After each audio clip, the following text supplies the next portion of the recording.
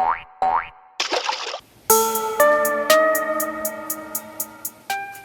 guys, what's up? It's your boy Sean Austin here from Sean's Rabbitry and Aquaponic Produce, and we're back with another rabbit farming video. But today it's gonna be a short one. We're just gonna touch on a question that I've been asked on several occasions in the last few months, and persons keep wanting to know, how do we go about choosing rabbits to keep as future breeders? So we're gonna talk a little bit about that today. So stay tuned, we'll be back with more right after the intro.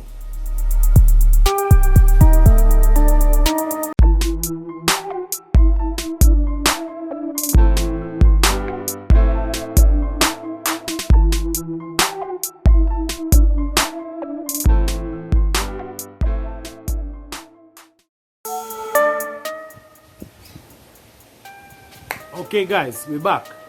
So today we're talking about choosing rabbits to keep as future breeders.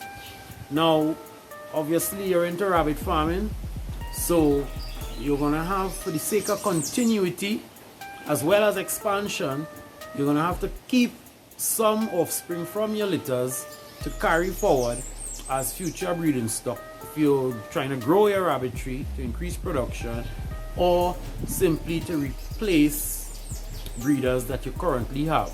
Before we even go further, let's just make the point that this is first and foremost a question of good record keeping. I'll say that again. This is first and foremost a question of good record keeping. Now we did 2 videos on record keeping recently. If you haven't seen them, I'll leave a link in the description below this video. But let me just say also, it's hard to tell whether or not you guys like the videos or if you enjoy the content that we create, because we are not getting any feedback from you guys, and we've been asking for that for some time now. So feel free to leave a comment below so we'll know the areas that you're interested in, so we can touch on it or do a subsequent video to satisfy that need out there. We want feedback from you guys. We want to know some of the topics that you all want to see videos on. So hit us up in the comments and let us know the areas that you're interested in. Also, if you don't want to leave a comment, at the very least hit the like or dislike button. It's up to you. I'm not going to tell you that you have to like the video, but if you like the video, please hit the like button. It's not for me, but when you click the like button, it tells YouTube that you all are interested in the content that we create, and they're going to show our videos to more persons. If you're not already subscribed, please subscribe. Don't forget to hit that little bell so you'll get notifications whenever we upload new videos. Most of the videos we put up, sometimes a video will have 3,000 views, and when you look at the likes, it have 115 likes. I find it hard to think that only 115 people really liked that video. It's just that they didn't take the time to click the like button, so do so today. But I digress. Coming back now to record keeping, and yet again we see how critical good record keeping is in the operation of rabbit farming. Now in those videos we talked a lot about the different types of record keeping, the paper type, the computer type. We even explained to you all about the software that we use. If you're interested in trying that software, you can try it for free. I'll leave a referral link in the description of this video. You can click on it and you can go to their site where you can get to try the software for free, and if you like it, then you can go ahead and make a purchase. That is entirely up to you. Now, in addition to proper record keeping, one of the first things that you need to know before we even talk about choosing rabbits to keep as future stock is, what is the goal of your rabbitry? That is something that you have to decide. Too many times I talk to rabbit farmers or I visit farmers, and they find themselves in a situation where they're trying to do too much. So you got into rabbit farming for meat production, but then you got caught up selling young rabbits to pet shops and to clients as pets, and at some point in time they both tend to contradict each other, because if you're selling too many young rabbits, then you don't have enough rabbits to grow out to supply your meat market. Or it's a case where persons just want to have too many different types of rabbits. You need to decide what area of rabbit farming you want to be in and try as much as possible to specialize. So if you're going into the pet market, then specialize in that and purchase rabbits that are suitable as pets. If you're going into meat production, then obviously specialize in that and purchase rabbits that are predominantly best known for meat production.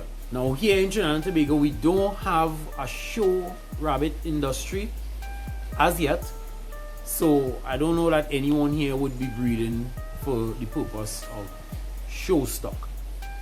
But I know it's predominantly show stock in North America and certain parts of Europe, but we don't quite have that here as yet. So you need to decide what is your goal for your rabbitry, and only then can you start putting things in place to decide or set up a particular set of criteria to choose rabbits to keep as future breeders. We'll be right back. Okay guys, so now depending on your goal for your rabbitry, you will set the criteria that will determine which rabbits you keep or don't keep. Now it will vary from person to person, from farm to farm, but generally speaking, some of the criteria that will help you to determine which rabbits you are keeping would be color. Let's say in the case of persons who breed New Zealand Reds, people take great pride in having the richest red color. So if that's your criteria, then you're going to be choosing the best reds to keep based on color, and you'll be eliminating all others. Now let me back up a little bit, because I must put in this here, because, and I think I mentioned it before, a big part of having a successful rabbitry with good continuity is culling, and culling hard. It's a topic a lot of people try to avoid, and I think I mentioned it before, that people are emotionally attached to their rabbits for various different reasons, so they find it hard or cruel to remove or cull any one particular rabbit from their herd. But if you're aiming to have the best rabbitry, then you have to be able to put aside your emotions and cull everything that is below the standard you're trying to set. So culling hard is a big part of having good rabbits to choose from in the first place. I would much prefer to have such a high standard that it's difficult to decide which one to keep, as opposed to having a whole bunch of rabbits and only a few of them stand out. Now it might start off that way, but with culling and of course the use of selective breeding, you will eventually and gradually raise your standard of rabbits until you have such a high standard that it's difficult to tell one from the other, because they will all look the way you want your rabbits to look. Okay, so another criteria that you might use is size. If you're aiming to have the biggest rabbits or the smallest rabbits, you're going to choose rabbits based on size that you're going to continue to breed going forward. Body type, especially for persons who are into the show arena, body type is a big thing. The shape of the rabbit, the length, the height of the shoulders, things like that, the rump.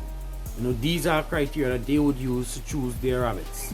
Also fur, right? Not just color of fur, but type of fur, length of fur. We know different breeds have different lengths of fur, like the Rex have a very short coat that looks very, what's the word, velvety, you know. Then you have the medium breeds like New Zealand's and so, that have a decent length fur.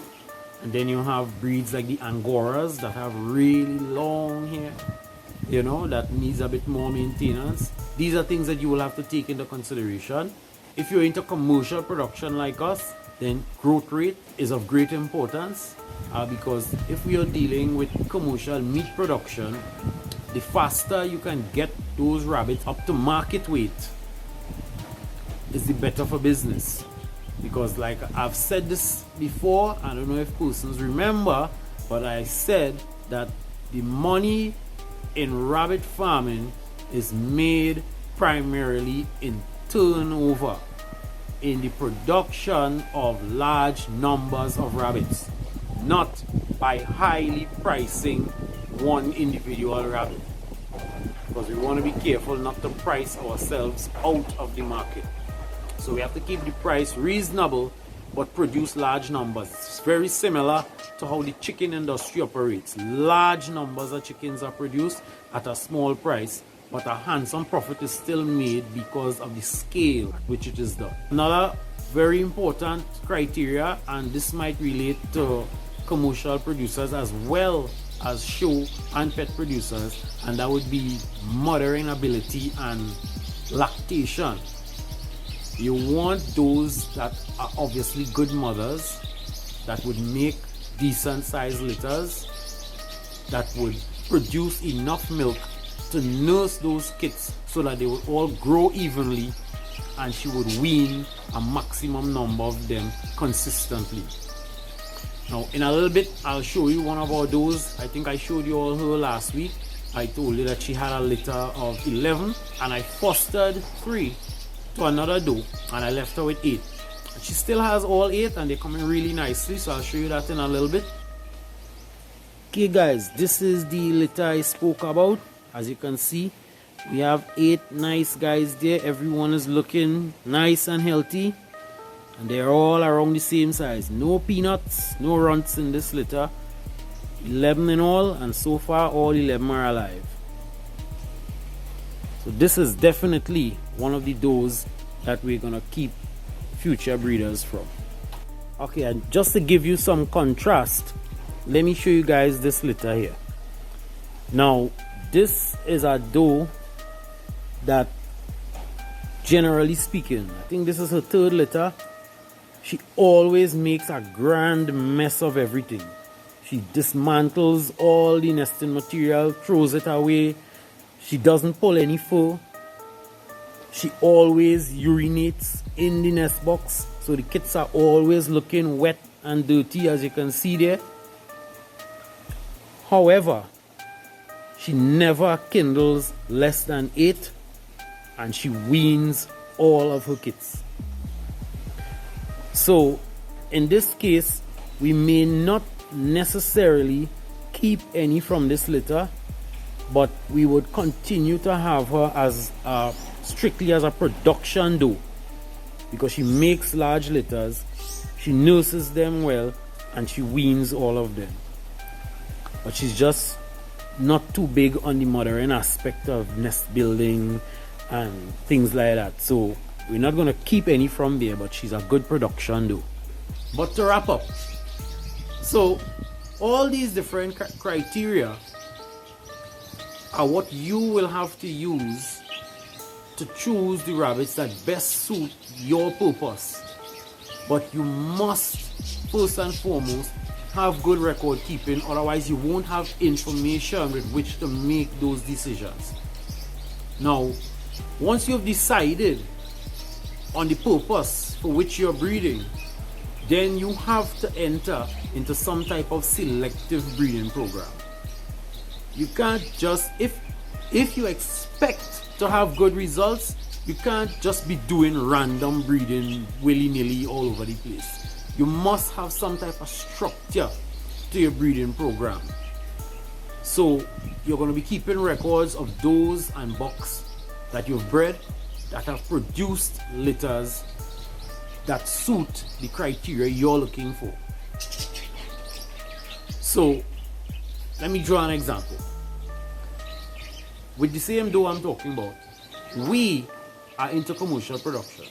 So we are looking for does that are good mothers, that make large litters, that wean almost all of the kits that were kindled. and then those kits must have a good growth rate.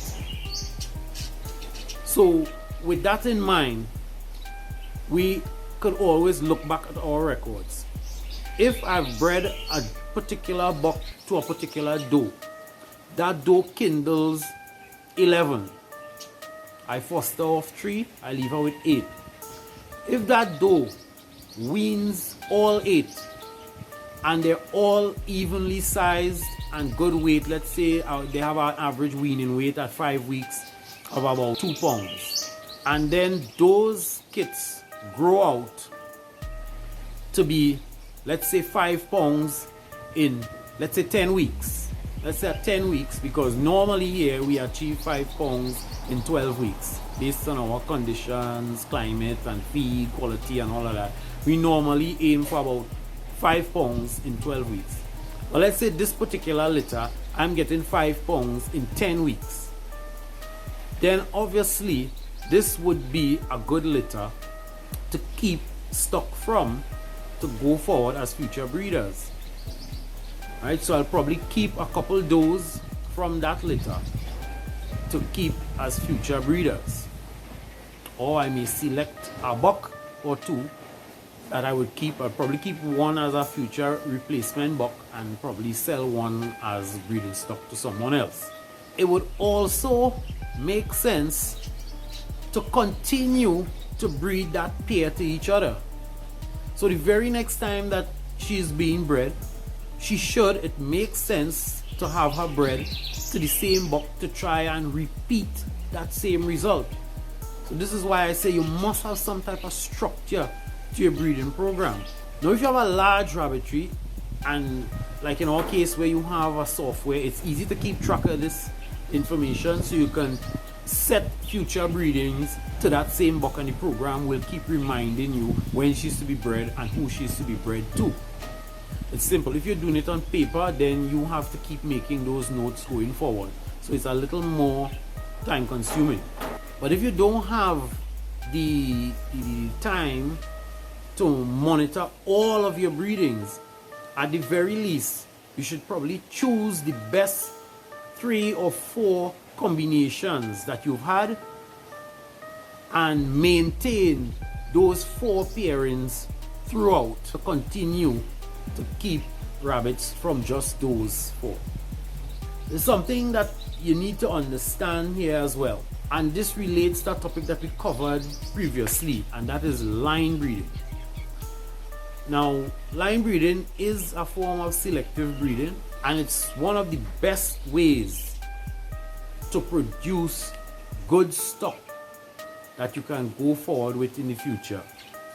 Now, one of the main problems I think with line breeding is that people tend to want to apply human thinking and human morals and ethics to their rabbit operation, and that hinders them from being able to produce good quality stock to go forward.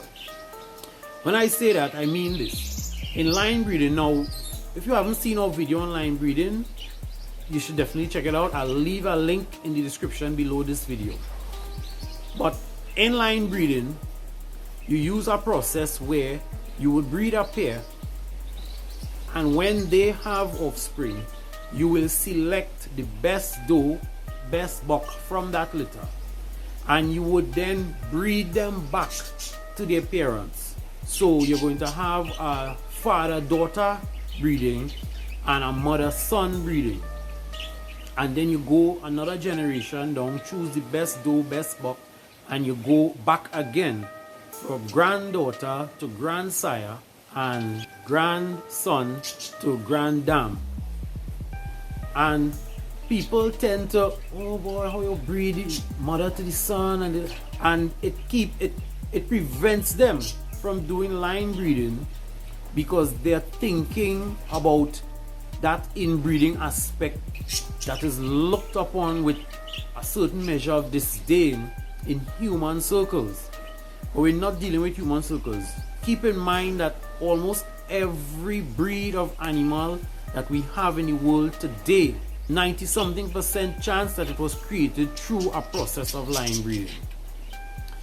Without getting too complicated, let me just give you an idea how easy it is to lose good genetics within your rabbitry. Now, you may have a buck and he may be a champion buck, real top quality buck. But without a line breeding program, before long, you won't have any rabbits in your rabbitry that look like that buck. For the simple reason that you have to understand how genetics works. And we don't want to get too complicated. That could probably be a whole another video. But to keep it simple, when you breed one buck to one doe, the offspring that are produced, each of them only have 50% of the genetics from each of their parents. So in one generation, you've already lost half the genetics of this buck that you really like. Now, if you don't line breed and you continue to outcross, which is what most people do because they continuously bring a new buck from outside of their herd. If you do too much outcrossing, what is going to happen now is that when you breed that 50% offspring to an animal, though a buck that you would have brought from outside, their offspring in turn now only has about 25% of the genetics that you started off with that so-called champion buck. And the further you go down, the more of his genetics you're going to lose. On the other hand, when you start off with your champion buck and your champion doe and you breed them, the offspring again has 50% of each of their parents. When you line breed and you breed these two animals back to their parents, you have closer now to 75% of the original genetics in their offspring. Now, I know it could get complicated, so I won't go too much into that. That'll be a separate video. And like I said, if you haven't seen our video on line breeding, you should definitely go and check that video out. You'll have a better idea there of what I'm talking about.